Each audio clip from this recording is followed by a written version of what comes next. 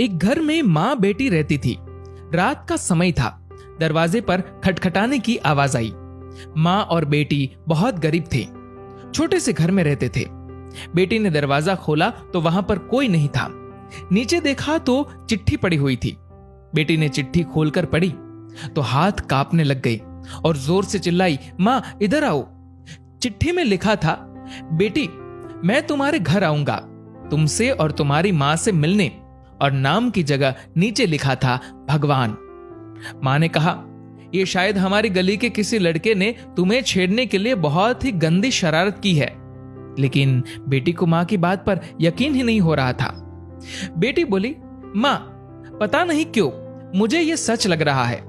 माँ को मनाकर बेटी और माँ दोनों तैयारी में लग गई। घर भले ही छोटा सा था लेकिन दिल बहुत अमीर। घर पर एक चटाई थी मेहमानों के लिए। वह ट्रंक से निकालकर बिछा दी और रसोई घर में जाकर देखा तो खाने का एक दाना नहीं था। बेटी और माँ दोनों गहरी सोच में पड़ गए कि यदि भगवान सच में आ गए तो खाने में कुछ नहीं दे पाएंगे। आगे पीछे का कुछ नहीं सोचा। बचत के 300 रुपए बेटी के पास थे। पैसे लेकर वे दोनों छाता और कंबल लेकर किराने की दुकान के लिए निकल पड़े।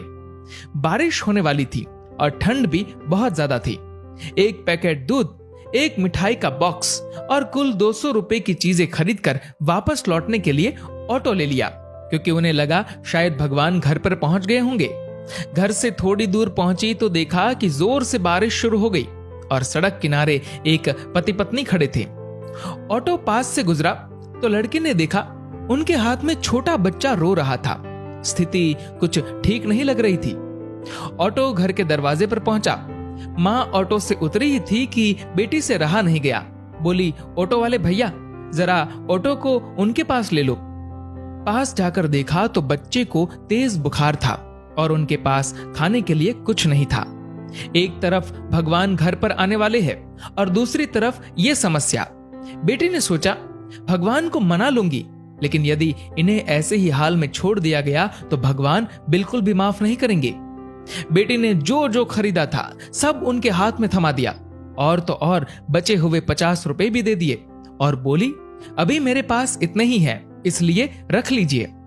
बारिश हो रही थी तो छाता भी दे दिया और बच्चे को ठंड ना लगे इसलिए कंबल भी दे दिया। वहां से फटाफट घर पहुंची, ये सोचकर कि भगवान आ गए होंगे। लेकिन दरवाजे पर माँ खड़ी थी। बोली, आने में इतनी देर क्यों लगा दी बेटी? और ये देख, एक और चिट्ठी आई है, पता नहीं किसकी है। बेटी ने पढ़ना शुरू किया। उसमें लिखा था, बेटी आज तुमसे मिलकर बहुत खुशी हुई। पहले से दुबली हो गई हो लेकिन आज भी उतनी ही सुंदर हो। मिठाई बहुत अच्छी थी और तुम्हारे दिए हुए कंबल से बहुत आराम मिला। छाता देने के लिए धन्यवाद। बेटी अगली बार मिलते ही लौटा दूंगा। बेटी के तो होश उड़ गए। निशब्द होकर पीछे मुड़कर सड़क किनारे देखा तो वहां कोई नहीं था।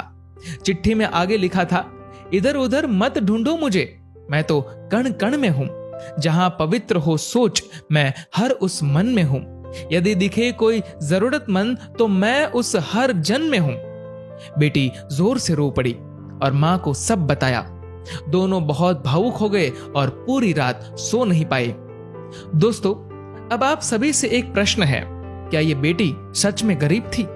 सोचिए और अपने दिल से इस सवाल का जवाब दीजिएगा, क्योंकि व्यक्ति मरने के बाद अपने साथ पैसे नहीं बल्कि कर्म लेकर जाता है, और जरूरी नहीं कि हर पैसे वाला व्यक्ति अच्छे कर्म लेकर जा रहा हो। इसीलिए कोशिश करें कि पैसों से अमीर हो या गरीब, लेकिन कर्मों से अमीर जरूर बने। दोस्तों, इस कहानी को लेकर आपकी क्या राय है, नीचे कमेंट करके जरूर बताएगा। और अगर आपको ये वीडियो अच्छा लगा हो तो इस वीडियो को लाइक करेगा और शेयर करेगा। और ऐसे ही और भी इंस्पिरेशनल वीडियोस के लिए सब्सक्राइब करें हमारे यूट्यूब चैनल को और फेसबुक पर फॉलो करें हमारे पेज को। धन्यवाद।